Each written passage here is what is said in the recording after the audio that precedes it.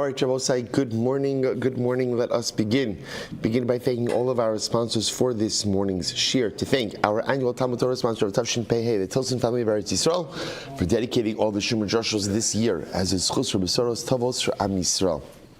Our Talmud Torah sponsors for Cheshvan, Stephen Terry Zin, in honor of the birth of their grandchild, Devorah Eliana Zin, and commemoration of the yahrzeit of Reb Steve's father, Bunim Tzvi Ben Chaim Zichron Livracha.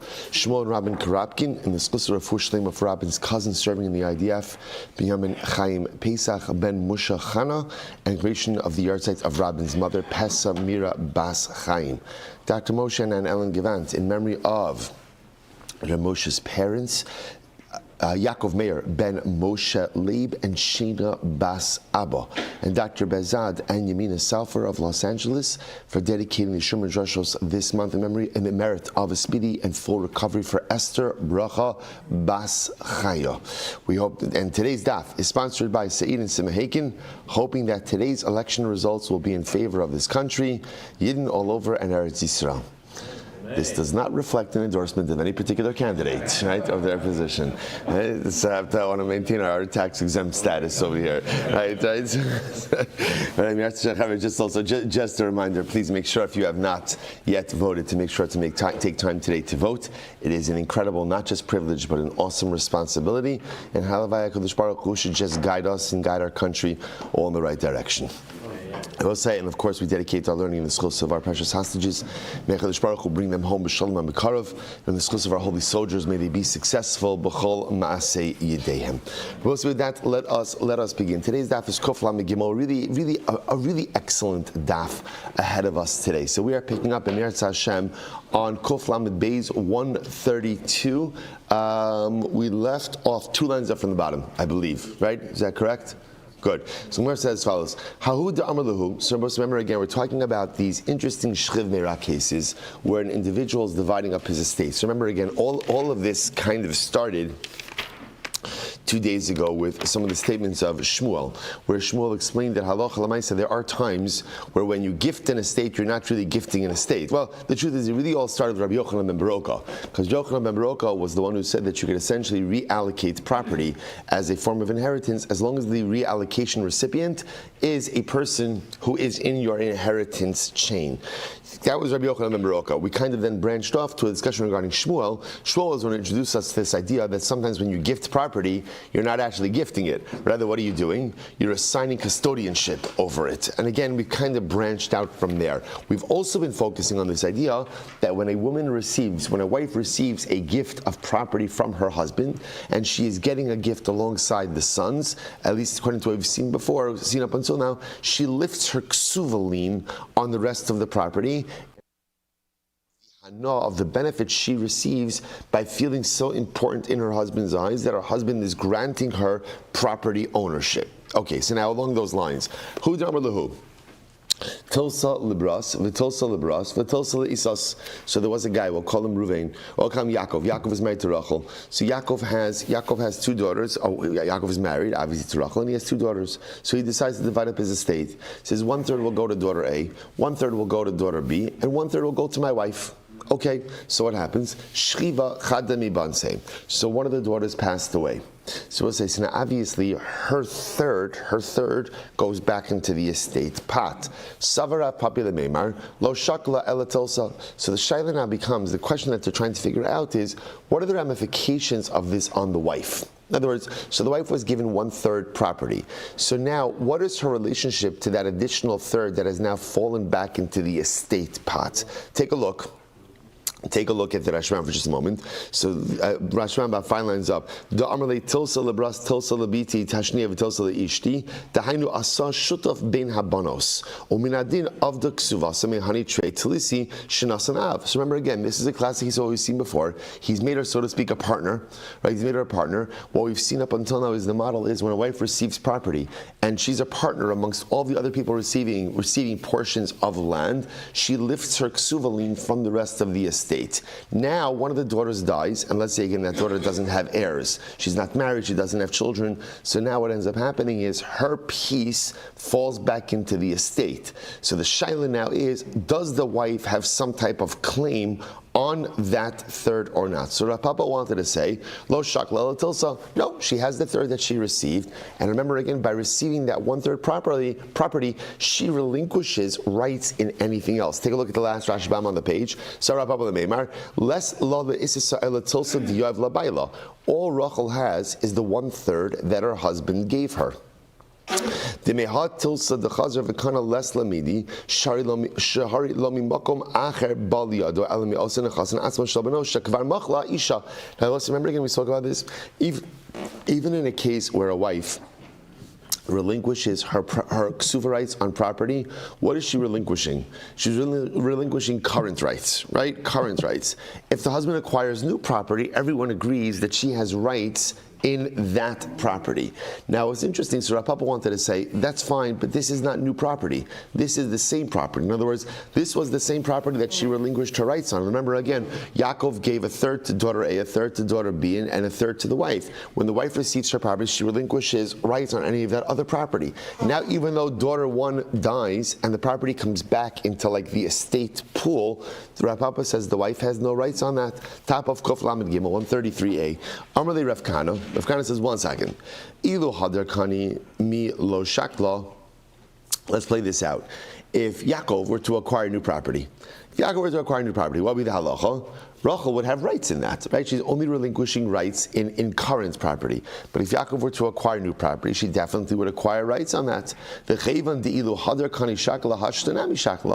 the same way that if he were to acquire new property, she would have ksuva rights. When he reacquires property, i.e. daughter number 1 passed away, she acquires rights in that also. In other words, essentially, so whereas Rav Papa says she relinquished rights in daughter A's property when daughter A got her property, so Rav Kahana said that's fine, but this really should be no different than newly acquired property. And in the same way that Rachel would acquire ksuva rights in newly acquired property, she acquires ksuva rights in this property as well. So halacha l'maisa, we'll say this had the Rambam Paskins. So the Rambam Paskins that halacha l'maisa, Rachel would reacquire a ksuva lien in the newly acquired property of daughter number 1. Okay, fascinating. I'm sorry? Yaakov's still alive. Yaakov's still alive in this, correct. So the Gemara says as follows, because if Yaakov's not alive, that property is going somewhere else anyway. So the Gemara says as follows, Hahu, another interesting case, Hahu de palginu l'nechase l'isasei. So there was a guy who went ahead and divided up his estate between his wife and his sons. So we'll say this is the case we're talking about, right? He's gifting property away between his wife and his sons. So in other words, this is a case, just to frame it, so this is one of these cases where she is acquiring property alongside the sons. Whenever you see that, what does that tell you? That she's lifting her ksuva lien from all the other property. Because as a result of the quote-unquote hana'ah that she gets by being given a property grant alongside the sons, she lifts her lien on the other remaining parcels. Fine. Shir chad dikla. But yet, so in this case, same case, Yaakov is married to Rachel. Yaakov's got 2 sons, Reuven and Shimon, so he gives a piece of property to Reuven, some property to Reuven, some property to Shimon, and let's call it 1/3, 1/3, 1/3, and 1/3 to his wife. It happens to be he kept 1 palm tree for himself. So he didn't dispense the palm tree. Okay, so the Gemara says, Savar Ravina, Lemeimar, Lesla Elachadikla. So Ravina wanted to say, okay, so now what does Rachel have? So Rachel obviously has the parcel that she received, but she also has a ksuva lien against the 1 palm tree. Okay, look at the Rashbam for just a moment. The Rashbam is actually in the first of the intermediate shorter lines. Hahu de palginu, kol nechasav chilek lebanav uleishto, ubisavaz shchiv mira, tainu asa shutaf ben abanim ela sheshayru dekel echad shelo pirish lemi. So again, shchiv mira case, Yaakov's dividing up his estate, 1/3 to Reuven his son, 1/3 to Shimon his son, 1/3 to his wife. Happens to be, he held back 1 palm tree for himself without allocating it. So it says Rashbam, and Rashbam again, Savar Avina Lememra Lesla, Mimosar Ksuvasa Ella Hahu Dikla, Taha Ilo Shir Dikla of the Ksuvasa Min Habanim, Shemachalahem Shibuda, Mishum Dinasa Shuta Benain, the Hashtanami, Zacha Abanim Vihi Titrav Esadekel. So again, so Ravina wants to say like this. obviously she is releasing her claim from the properties that were given to the sons. Right? So the sons have their property, she has her property, but the palm tree, which essentially is non-designated estate property, she is going to have her claim against that palm tree. Or she'll have a lien. Okay, so that's Ravina. So Amar le Rav Yossi, so Amar le Rav Yemar. Sorry, the Ravina. I lesla chad dikla nami lesla ella migo di nachsa dikla nachsa nami lekulu nachasi. So Rav Yemar said like this. Essentially, once her lien devolves upon the palm tree, it devolves upon the rest of the estate as well. What does this mean? What Rav Yemar wants to suggest is like this. This concept of a wife lifting her ksuva lien really only applies in a very specific case where the entire estate is being distributed. So when Yaakov is distributing his estate, right, and he's giving the sons something, he's giving his wife something, so now she sees herself as a partner in the division. Now that there is a total and whole division, she understands, I'm accepting this parcel and I'm releasing everything else. Rav Yemar essentially wants to say like this. The moment that there is not a full division of the estate, meaning that the estate holds on to property, she's not releasing her claim. She's receiving something, thank you very much, shkayach for the gift, but lamaisa, she's not releasing her claim. And again, the logic is fascinating, that essentially, since there's still property in the estate pool, that means there's still an estate. See, here's the chilik. When Yaakov goes ahead and divides up his estate and gives away all the property, then I will say, then essentially what? There's no estate. If there's no estate, then there's no estate ksuva lien, or estate ksuva lien. If there's property that remains in the estate, that means there's a lien. Once there's an estate, so essentially the lien remains intact, even upon the parcels that have been given to the sons. That's Rav Yemar's logic.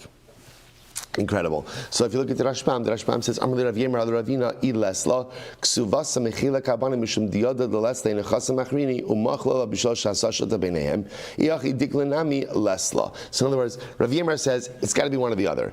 Either by dint of dividing up the estate amongst the sons, she releases her claim on everything. If she releases her claim on everything, then she has no claim on the palm tree either. Or if she does have a claim on the palm tree, then what? She has a claim on everything else also. In other words, Rav Yemar says that it doesn't make any sense. In other words, the concept of releasing a claim is a whole statement, is a whole approach. In other words, I understand it won't apply to properties that are acquired in the future, but it will apply to properties that are currently owned. So, Mimar of Shach, if she is releasing her claim on all the other estate property, then she should have no claim in the palm tree. But if she has a claim in the palm tree, then what? It means she's not releasing her claim on the rest of the estate. And Rav Yemar therefore goes like the second approach, and therefore if she has a claim in the palm tree, it means that she is not releasing her claim in the rest of the estate property as well. Incredible. Okay, and I will say, and that indeed is how the Rambam paskins as well, that halacha l'maisa. So again, what comes out over here is this case of a husband giving his wife property, and by dint of that gift, the wife releasing her ksuva lien against the rest of the estate, really only applies in a situation where the entire estate is being divided and there is no more property left in the estate pool. Then again, she understands that she's a partner in the estate. She gets her portion. For the hana that she receives that portion, she releases her lien in anything else. But if there is property left in the estate pool, the same way that her lien remains on that property in the estate pool, it remains on the rest of the property as well. Incredible. Amar Rav Huna said as follows: Shchiv meira shakasav kol nechasav la'acher. So Shchiv meira, so now the Gemara is going to introduce us to this case. So I'll tell you, at first glance, it's not going to make sense. It's not you, it's the Gemara. Now maybe you've heard that many times throughout life, right? But this is really true. It's not you, it's the Gemara. So again, let's just lean into the ambiguity and lean into the confusion and embrace it. Sometimes that's what life is all about. Don't battle it, just lean into it. Just accept it that for the next little bit, we're not going to know what the case means exactly. But Emir Hashem, here's what you know. If you lean into it, clarity comes. Says the Gemara, Amar Funa. Shchiv Mira shekasav kol nechasav la'acher. So Shchiv Mira wrote all of his property to someone else. Okay, so far so good. So the Gemara says, Rowan, what do we look at? Im ra'ili yarsho notlin mishum Yerusha. If the person whom he wrote the property to is someone who is fit to inherit him, right? So let's call it Yaakov, right? So Yaakov is writing all of his property to a guy. We're going to call the guy for now Ruvain, right? So so now the shaila is, what's the nature of this bequeathment? So again, if it's someone who is fit to inherit Yaakov, then it's Yerusha. The Gemara says ve'im lav, but if it's not someone who's fit to inherit Yaakov, then notlin mishum matana. It's a gift. It's a gift. Okay. No idea what that means. Amrli Rav Nachman. So Rav Nachman said, first of all, it's interesting. Ganva genuvi. So Rav Nachman says, Rav Huna. Essentially, why do you have to be a thief? In other words, why are you stealing this ruling? Say, isvir lecha Rabbi Yochanan ben Baroka, emalach Rabbi Yochanan ben Baroka, daha shmaisisach ki Rabbi Yochanan ben Baroka hu dazla. So again, so it's interesting. So it comes along Rav Nachman says, Rav Huna, why are you packaging this ruling like it's your own? This is Rabbi Yochanan ben Baroka. Now I will say, Rabbi Yochanan ben Baroka said something similar. Doesn't sound like he's saying anything. What did Rabbi Yochanan ben Baroka say? Rabbi Yochanan ben Baroka said you could reallocate inheritance. In other words, so I can go ahead and, for example, let's say Yaakov has 3 sons, Ruvain, Shimon, and Levi. And let's assume for a moment that none of them are a Bechar. Right? So now again, when Yaakov dies, all of them would split the estate equally. Let's say Yaakov decides to go ahead and say, I want all of my property when I die to go to Yaakov. To go to Levi. Right? Rabbi Yochanan ben Baroka says Yaakov could do that. Right? Why could Yaakov do that? Because Levi is in the inheritance chain. Right? So remember, Rabbi Yochanan ben Baroka said you could move around inheritance property as long as the bequeathment is to someone who is fit to inherit you. What you can't do is move Yerusha to someone who's unrelated to you. So in other words, you can't bequeath property. In other words, so Yaakov can't say, when I die, I want my property to go to Yisachar, and Yisachar is totally unrelated. That won't work, right? That won't work because he's not in the inheritance chain. So now comes along Rav Nachman and says to Rav Huna, why don't you just say that Allah Rabbi Yochanan ben Baroka? That seems to be what you're saying. Why are you packaging this as your own halacha? To which the Gemara says, Dilma kiyaka amrit. So maybe what you mean to say is the following. So listen to this. We'll say, Dahu dahava kach shachiv. There was a guy who was dying. This guy was dying. So listen to this. So they asked him, so we'll call him Yaakov, right? Yaakov is on his deathbed. And they say, Yaakov, who do you want your property to go to? Who do you want your property to go to? So they said to him, Yaakov, Dilma leplanya. Maybe you want your property to go to Ruvain?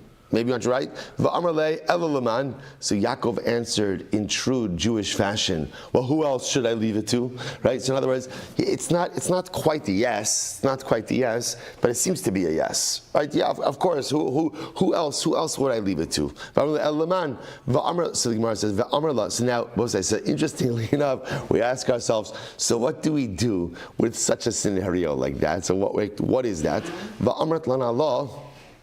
And we say about such a case like that, Im Ra'ili Yarsho, not Mishum Yerusha. So we'll say, so now, interestingly enough, so now the shaila is like this, right? So let's play this out. So Yaakov is on his deathbed, right? You say, Yaakov, you didn't leave a will. Who is your property going to? Do you want to leave it to Ruvain? Yaakov says, who else am I leaving it to? Which we interpret to mean yes. Yes. So now we look at Ruvain. What's Ruvain's relationship to Yaakov?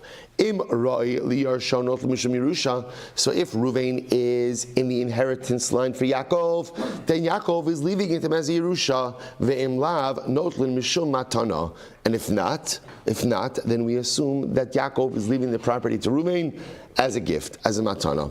Okay, so Amrle in Haki Kavana. Yeah, that's the case I was talking about. That's the case I was talking about. So that's the meaning when Rav Huna said the Shchimira who writes all of his property to someone. So we look at, is this person someone who would inherit him? Then it's an inheritance. If it's not someone in the inheritance line, then it's a gift. So this is the case that Rav Huna was referring to. Yaakov's on his deathbed. Yaakov, who do you want to assign your property to? Do you want to assign it to Ruvain? So Yaakov responds to, who else should I assign it to? Which is a yes. So now we look at what's the relationship of Ruvain to Yaakov. If Ruvain is related and in the inheritance line, then it's going to be a Yerusha. And if Ruvain is not in the inheritance line, then it is going to be a Matana. Beautiful. So the Gemara says, 1 second. So now we'll say the shaila is, so I don't understand. So who cares? In other words, at the end of the day, what's happening? The property is going to Ruvain. Who cares if the property is a matana or Yerusha? In other words, I will say, so obviously, mechanistically, it's going to work differently, right? Because remember again, a matana is given when? Matana is given when? When Yaakov is alive. And Yerusha is given when Yaakov dies. But ex post facto, right? In other words, the result is the same, which is Reuven is going to receive the property. So what does it matter? What does it matter if Reuven receives it as a Yerusha or as a matana? What does that matter? Shabbos says it's fascinating. So my hilchasa, so Ravad bar Ava kamed Rav Lemeimar imroi liyarsho amanaso nizonis min chasav ve'imlav ein amanuso nizonis min chasav. This is fascinating. So Shabbos say it depends. Now let's say Yaakov passes away. And Yaakov leaves behind a widow. So we'll say, so the general halacha is that a widow is sustained from the estate until one of two things, either until she gets remarried or until she gets her ksuva payout. Right? One of those two things happen. She is entitled to support from the estate. So instead the Gemara says like this. So now the shaila is like this. If the property is a Yerusha, right, so that means again Reuven inherited Yaakov. So if Reuven inherited Yaakov, then he inherits also the obligations of the estate, which is to support the Amana. If on the other hand it's a Matana, so I'll say as a Matana, remember again, once Yaakov gifts away the property, then what? When Yaakov dies, so Rachel the Amana was left with nothing. Now, not nothing. She gets a ksuva. She's still entitled to a ksuva, right? Which again, she has remember again, Rachel the Amana will still have a ksuva lien against the gift, right? But Lamaisa, again, she's not entitled to support. So that's a major nafkamina as to whether or not it is going to be a Yerusha or a Matana. Okay, so Rava says, I don't understand, it doesn't make any sense. Migra Gara, so you're telling me now that a woman is put at a disadvantage, the Amana is going to be put at a disadvantage if her husband gifts the property? Hashta birusha da'araisa amrit amanusa nizonis min chasav, so you're both saying Yerusha's da'araisa. Yerusha's daraisa. Yet in the Araisa Yerusha, right? So when Yaakov dies, and now let's say again that property goes to Reuven. So now Reuven is the biblical owner of that property. Yet even with biblical title, Reuven inherits the obligation to support the Almana. B'matana d'Rabbanan lo kol shekein. A matana is d'Rabbanan. Now we'll say, now what do you mean a matana is d'Rabbanan? So the Rashbam points out over here. The Rashbam is 8 lines up from the bottom. Matana d'Rabbanan ki hach matnas shchiv meira she'ein ba kinyan el. So remember again, what are we talking about over here? This is a shchiv mira. Remember, what is unique about a shchiv mira? A shchiv mira has the ability to go ahead and convey ownership without what? Without what? Any kinyanim, right? How do you do that, right? That flies in the face of everything we know. In order to convey ownership, you always need a kinyan. That a shchimra can do without any kinyanim. Again, this is unique by shchimra. This is a din d'Rabbanan. So the Gemara says, 1 second. So if Yerusha, which conveys title mid'araisa, yet the almana is supported, so a matana. I'm sorry, right? Yerusha, which is d'araisa, yet which a Yerusha, which conveys a title mid'araisa. Yet the almana, the widow, is supported. Matana, which is only d'Rabbanan, certainly the almana should get her support. To which the Gemara Matana d'Rabbanan al kol shekein ela amarava kidishalach Shabbos says. So remember again, what are we trying to figure out? We had a statement. Rafuna made a statement. Shchiv mera is giving away his property. So the Gemara says we look at the recipient. If the recipient is someone who is fit to inherit the shchiv mera, then it's Yerusha. If it's not someone who's fit to inherit the shchiv mera, then what? It's a matana. The Gemara says, what's nafkamina if the recipient, right? So Yaakov is giving it to Reuven. What does it matter if Reuven gets it as Yerusha matana? Bottom line, he's an owner. So the Gemara wanted to suggest, I'll tell you why it makes a difference. When Yaakov passes away, is Reuven obligated to sustain the almana from the property he received from Reuven? To which the Gemara answered, it depends. If it's Yerusha net, yes. If it's a matana, no. The Gemara says it doesn't make any sense. If Yerusha is daraisa, right? Reuven is the owner of daraisa, he still has to support. Certainly if it's a matana, which is only d'Rabbanan, Reuven has to support. So we need another nafkamina. The Gemara says, Ela, Amarava, we'll say 6 lines up from the bottom. Ela, Amarava, Ella Amarava says like this. Here's the nafkamina between whether it's a gift, a matana, or a yerusha.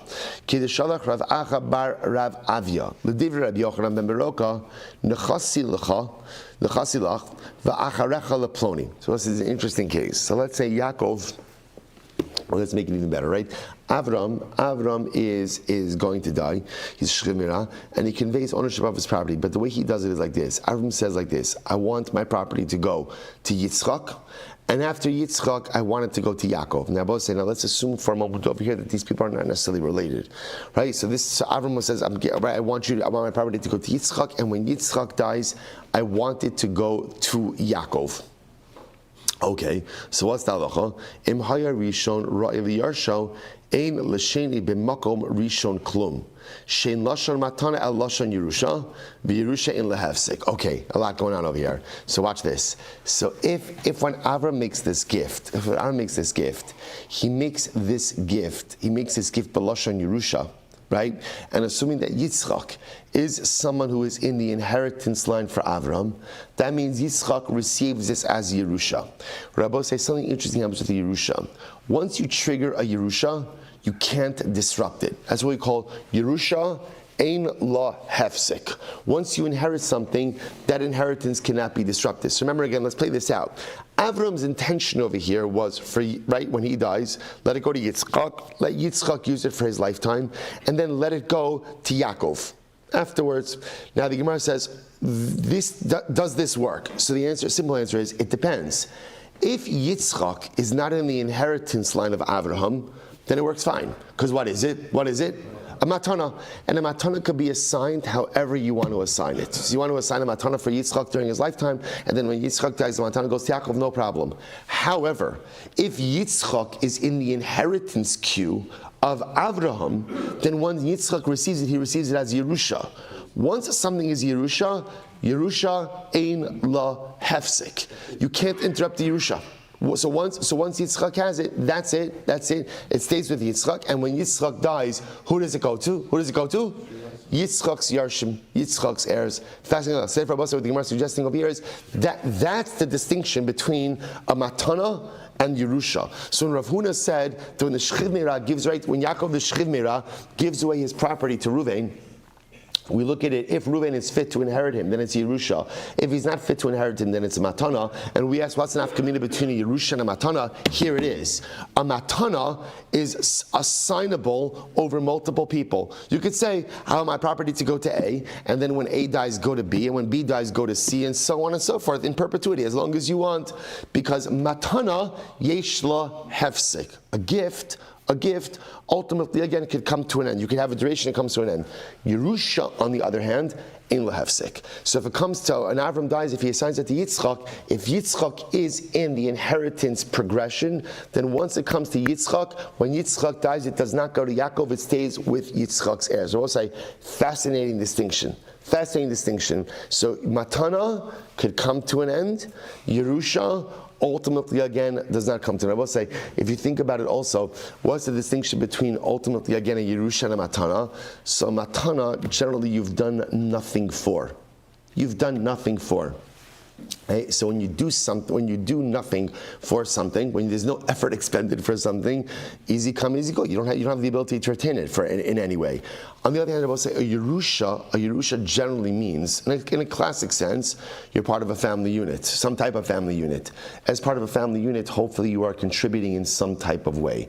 That contribution gives you a greater level of vested ownership rights. Yerusha and Lehefsek. And I will say, if you think about this, even like B'divrei Hashkafa, here's the beauty of our relationship with Eretz Yisrael. Right? Eretz Yisrael is not a matana. Eretz Yisrael is a Yerusha. It's not a gift from HaKadosh Baruch Hu. It's an inheritance. You ever wonder, why does the Ribono Shel Olam frame it that way? Now we understand. If it was a matana, then our relationship with the land could come to an end. Because matana, yesh lahafsik. The fact that Eretz Yisrael is a Yerusha indicates ein lahafsik. And again, I will say, it could very well be, even if Am Yisrael wasn't there for large swaths of time, which happened over our history, right? At the end of the day, it doesn't matter. Physical presence is not the determinant. Once ultimately again there was a Yerusha ein la hefsek. And I will say that should always give us an incredible sense of confidence and an incredible sense of optimism and hope that no matter what difficulties we encounter, or no matter which enemies rise up against us, right? The continuity of Eretz Yisrael, the existence of Am Yisrael, of Eretz Yisrael, none of these things are ever in question, because Yerusha ein la hefsek, that which we possess as a people, never leaves us. Matanas come and go, gifts come and go, but Yerusha, something that is yours ultimately, again, because you are in a progression, because you are part of a family, that never leaves your possession. Such an incredible yisod. In any event, so the Gemara suggests that halacha l'maisa, that's the distinction between a matana and a Yerusha. Beautiful. The Gemara says, Amali Rabba, good. Amali Rabba, Rav Nachman, Vaha Ifsika. So I says, 1 second.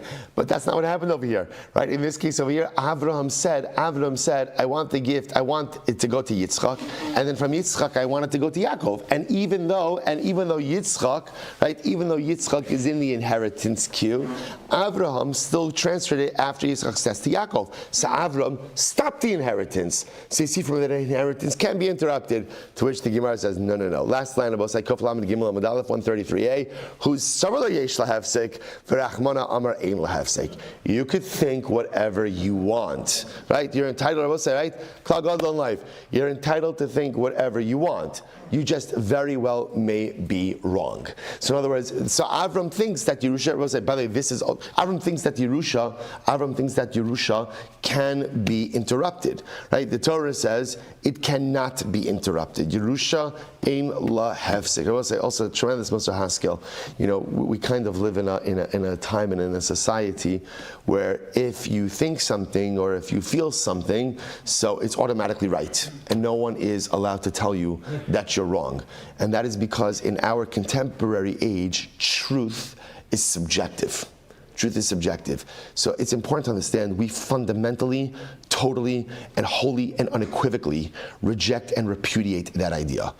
Truth is objective. We do not create truth. Torah creates truth. The Ribono Shel Olam creates truth. But I don't like it. But it's upsetting. It's triggering. It's this. Okay, that's fine. Get over it. Get over it. Right? You'll be fine. You'll be fine. But you don't create truth. And I'm going to say this is an incredible yisod. Who's several yesh like very nice. Avram thinks that he could structure it in such a way. That's fine. Avram noted. I understand what you feel. I understand what you think. But you're wrong. Both say this is the ultimate avodah of being a yid, recognizing that you may feel certain things in certain ways, but just because you feel it, you think it, you identify with it, doesn't in any way make it true or make it right. The Ribono Shel Olam is the one who sets our truths, is the one who sets our values, and what we feel, what we think, really has to yield in the face of what the Ribono Shel Olam tells us is objective and unequivocal truth. Incredible. We'll say our base. Great Gemara today. So we'll say, so now we've seen an illustration of this case. Avram says to his friend Yitzchak, I want my property to go to you, and when you die, I want it to go to Yaakov. Exactly our case. The Rishon, or the Yarsho, now Yitzchak is related to Avram, and therefore Yitzchak is in the inheritance chain. So the Gemara says, and what happens? Shachiv Rishon, so now Yitzchak died, V'asa Sheni Katava, and Yaakov comes along, and Yaakov says, okay, now I'm entitled to the gift, right? Avram gave it to Yitzchak. Yitzchak got it for his lifetime. Now that Yitzchak is dead, it belongs to me. So Yaakov comes to Beis Din to claim the property. So the Gemara says, Savar of Ilish Kamid Rav Lamemar. So Rav Ilish wanted to say like this. Rav Ilish wanted to say, Sheni Nami Shakil. You know what?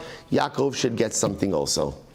Yaakov should get something else. So we should, I understand, maybe we should split it essentially between Yitzchak's heirs and Yaakov. Look at the Rashbam. Sheni nami shakal, shari lo nasan levishon kiyim kol yimei chayav, umatana enim eskayemes kiyim ladas hanosin. So Rav wanted to say that halacha l'maisa, Avram's intent was that Yitzchak should get it during his lifetime, and when Yitzchak goes, it should go to Yaakov. So Rav said, but I understand also that Yitzchak was in the inheritance queue, Yerusha ein lahefsek. So Rav wanted to suggest the compromise to say split it in half.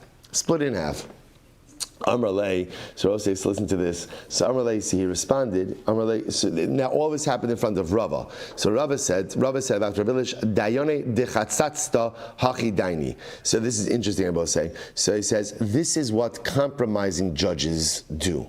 Rashbam says, like chatzatzta is like chatzi. Now, the Rashbam happens to have a different girsa where he says, chatzatzta also means beis hakvaras, cemetery. This is what cemetery judges do, which apparently is a shtach, right? But I guess, so again, I guess it's better in the Aramaic, right? So Dayani de chatzatzta, so essentially, Rava said to Rabbi Elish, like, what are you doing? Right? What exactly are you doing? So Rava said, this is what compromising judges do. Lav hainu d'shalach Rav Acha bar Rav Avya. So again, this is exactly what we just spoke about before. Yerusha in lahafsek. So essentially, Rava was saying to Rav Elish, you're wrong. You're wrong. I will say, this is fascinating. In other words, what is Rav Elish trying to do? At first glance, it's very noble. Right? What is he trying to do? We have a conflict. So what do you do in a case of conflict? Right? Pshara. So let's say Rava comes along and says, no, there's no pshara here because there's a right and there's a wrong. We just spoke about this right before. And in this case, we pass in Yerusha and Lehavsek. Therefore, once it comes to Yitzchak, that's it. It doesn't go to Yaakov because Yerusha and Lehavsek. So Rav Elish, you're wrong. There is no pshara. So the Gemara says, Ichsif. So Rav Elish was embarrassed. He was embarrassed because he paskined the wrong way in front of Rava. So Kari Alav, Rava said, don't be upset. Right? Rava tried to make him feel better because Rava said, listen, don't be upset. Kari Allah, I will say about the situation, Ani Hashem bi'ita achishana. I am HaKadosh Baruch Hu, and in the right time, I will hasten salvation. What Rava was essentially saying to Rav Elish is, don't be upset. You were going to make a mistake, but Baruch Hashem, I was here. And because I was here, I set you straight. And because I set you straight, you never ended up paskening or executing the psak in the wrong way. So Rav said to Rav Elish, look, we all make mistakes. You're fortunate at least that your mistake never fully materialized. Right? I was here. Don't be upset. So I just want to point out, so first of all, this is how we paskin, that Yerusha ein la hefsek, right? That once you begin a progression of inheritance as matana gift could be assignable to multiple people. So you could do this, right? So in other words, Avram could say, I want my property to go to Yitzchak. When Yitzchak dies, to Yaakov. When Yaakov dies, to Levi. When Levi dies, to Yisachar. And if those people are all unrelated to each other, right, and unrelated to Avram, that works. However, halach l'maisa, if he assigns it to someone who is in the Yerusha queue, once Yerusha kicks in, Yerusha in lehafsek. I will say there's another tremendous mosaskil. In the beginning of Choshen Mishpat, the first set of halachas is Choshen Mishpat. Siman Aleph of Choshen Mishpat is Hilchos Dayanim, the laws of judges.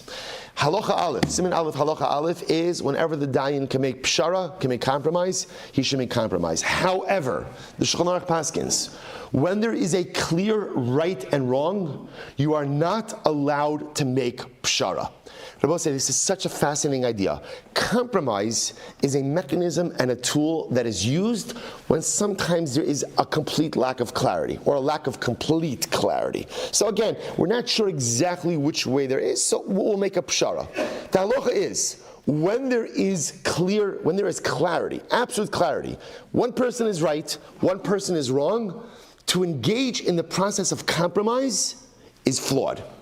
It is so incredibly important. So pshara is a mechanism to use when there is some level of ambiguity. When there is no ambiguity, there is one person who's right. There's, let's say, it's like Reuven and Shimon walk into Beis Din, and Reuven stole from Shimon, and Reuven says, yes, I did steal, but please understand, I had a very rough childhood. I had a very rough childhood, and my parents didn't love me. I never got anything, right? And therefore, again, that's why I stole. We say, Reuven, we're so sorry that you had that turbulent upbringing, but you're a thief, and there are repercussions for being a thief. There's no let's take this into account. Because why? In that case, there's a clear right, and there's a clear wrong. And I'm saying this is so incredibly important. It's important not just in a legal system, it's also important in life. I'm saying a lot of times we have to interact with many people with different points of view. And it is always important to be respectful of other people's points of view. And again, everybody is entitled to do what they want to do. You have to be careful between ultimately, again, respecting someone's ability to go ahead and do what they're going to do and accepting it as semi-legitimate in your own mind. In other words, you can live with this dialectic. What you're doing is unequivocally wrong. it's wrong. I'm not telling you what to do. You live and be happy, do what you're going to do.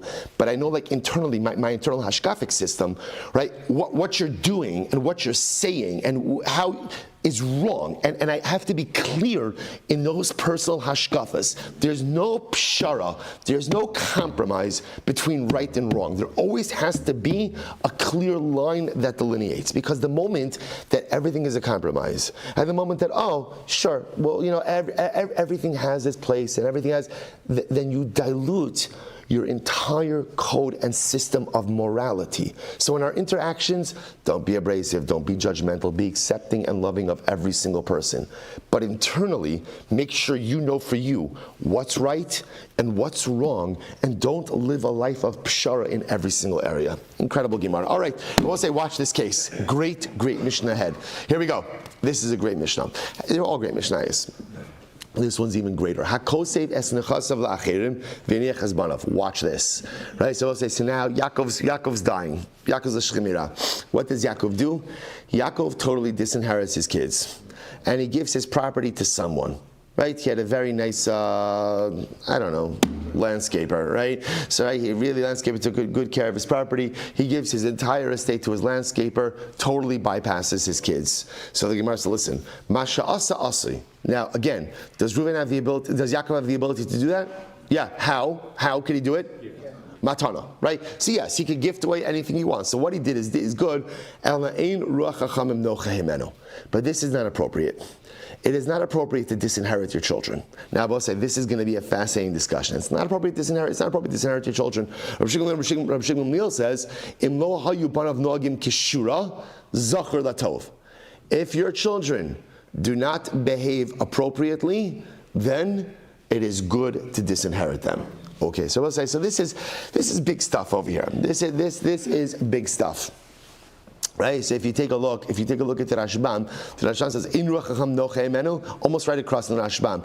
Ein lechachamim nachas ruach mimasav elo charon av gorim lem shekosin alav teka'akar nachla daraisa. So Shabbos says, so again, remember, in case number one in the Mishnah, where Yaakov is gifting the property to an unrelated third party, again, does it work? Sure, you could gift your property to whoever you want, but just understand that you are bypassing biblical inheritance law, and in a very dramatic way of cutting out your children. So again, it works, but the Torah, the Chachamim are not happy with you. Rabbi Shmuel Silber comes along and says, but if your children are not noagim kishura, so we'll say, that phrase is actually interesting as well. What does noagim kishura mean?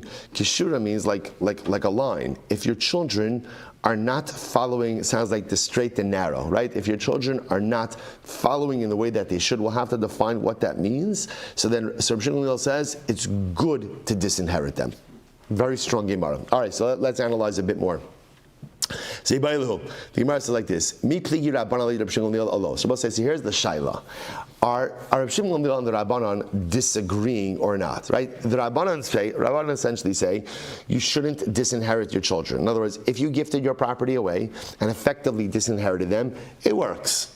It works, right? But Chachamim are not happy with it. Rabbi Shmuel Silber says, but if your children are not behaving appropriately, you should disinherit them, right? Or I should say, Zachar Latov, it's good. So are the Rabbanan and Rabbi Shmuel Silber arguing, or are they agreeing? That's the shaila. So the Gemara says, Tashma, we'll say this is again, incredible Gemaras. Between today and tomorrow, incredible Gemaras. The Yosef ben Yoezer. So we'll say Yosef ben Yoezer. Now, we're going to talk, if we have a little bit of time, which we don't right now, but we'll come back in a minute because we're not going to finish with it today. This is Yosef ben Yoezer, the famous Yosef ben Yoezer, the last Mishnah Maseches Sota.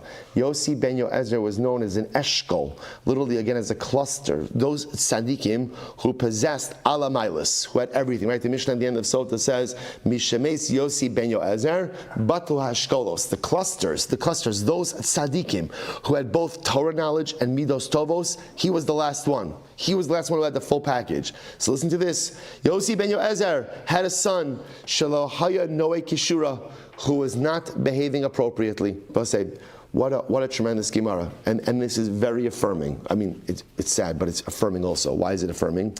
Let's say, we all know this. Parents could do everything right, and yet at the end of the day, your children make their own decisions.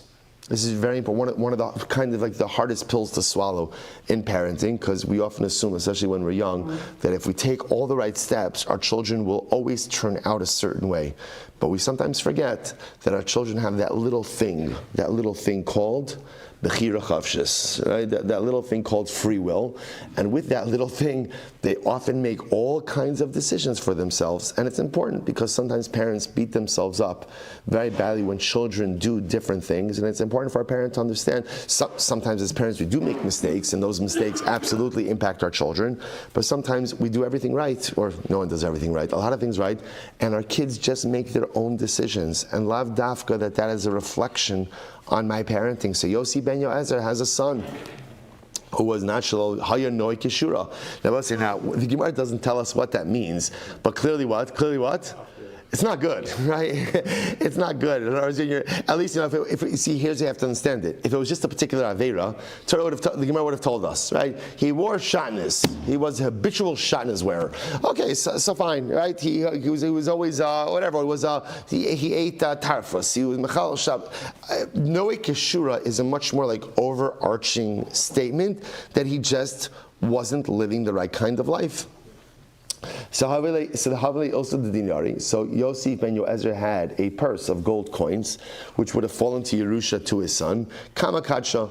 What does he do? He made it hegdish. He did not want his son to inherit it, so he made it hegdish. Okay, so young son of Yossi ben Yoezer, and again the son is not named. We'll just call him son. So Azul Nasiv Bas Gadol Klili Dianai Malka. So again, the son grew up. Son got a little bit older, and he got married. Who did he marry? He married to the daughter of the guy who made the crown for King Yanai. So I'll say. So remember again, by the way. So just to give you the timeline over here. Remember again, Yossi ben Yoezer Yanai was the second of the Chashmonai kings. Right, so this is Second Temple era, after the Chashmonaim take over, after the Hanukkah story. So this son ends up marrying the daughter of the guy who used to make the crowns for King Yanai. Okay, so the Gemara says, what happens? Olide divisu. So Baruch Hashem, they had a baby. Mazel Tov. Zabin la binsa, right? So what happens? So the wife needed to eat, right? So he was bringing home dinner. So he bought a fish. Right, so the son bought a fish for his wife and his, I don't know the newborn child, but he bought a fish. So what happened? So the Gemara says, Kara, when they opened up the fish, Ashkach ba margalisa. They found the jewel inside of the fish. Right? Mazel tov on the mazel tov. Right? They found a jewel in the fish. So Amrale said, he shows his wife, the son shows his wife the jewel. Amrale, so she says to him, Lo timtie lemalka, whatever you do, don't bring this stone to the king. In other words, generally you would have brought like a precious stone to the king. The king could use it for his crown, for his treasury. So the wife says to her husband, don't bring it to the king. Why not? The shakli leminach bedami kalili, because what's going to happen is the king is going to underpay you for it. Right? In other words, the king is the king, and the nice part about being the king is he could get stuff at a discount. How does he get stuff at a discount? How does he do that? He pays you what he wants, right? That's how he gets it at a discount. So she tells her husband, don't bring it to the king. So what should you do? The Gemara says, so she says to him, Zil amti legabe gizbari. Go ahead and bring it to the gizbar, bring it to the Beis HaMikdash. Now, Rashbam points out over here that the stone that he found was one of the stones that they would use in the choshen, in the breastplate of the Kohen Gadol. So she said, you found the real stone over here, so bring it to the Beis HaMikdash. But obviously this woman was a very smart woman. She says, listen to this, V'lo tishaymei at, whatever you do, don't give them a price. Don't ask for a price for the stone. Why?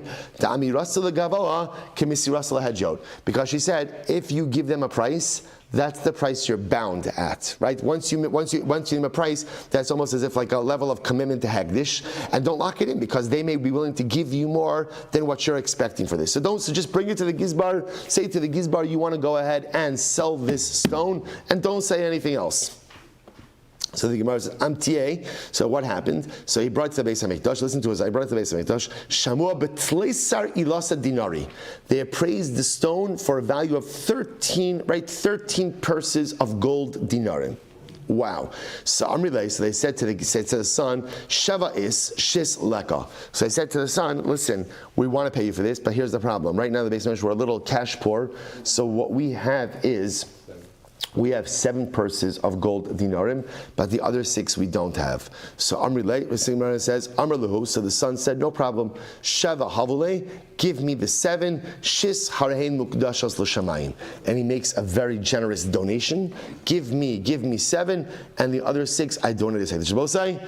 We're stopping here for today. I'm leaving on the cliffhanger. Best sound in the world, right? I'm leaving on the cliffhanger. We're to continue tomorrow. Shkoyach. All right, Chem Razum, have a great day, everyone.